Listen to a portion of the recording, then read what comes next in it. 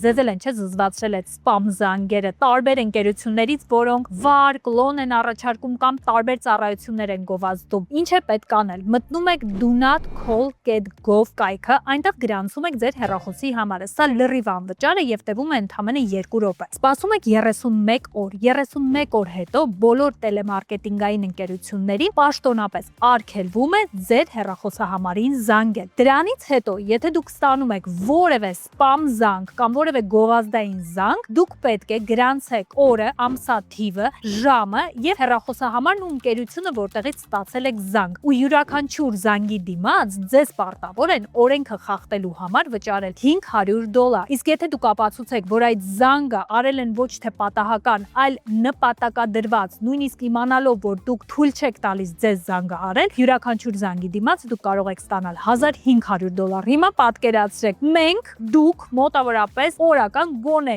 5-ից 10 սպամ զանգ ենք ստանում։ Սրանից հետո կարելի է այդ յուրաքանչյուր զանգի դիմաց գումար ստանալ ու պոտենցիալ օրինակ $1500 օրական դնել գրպանը։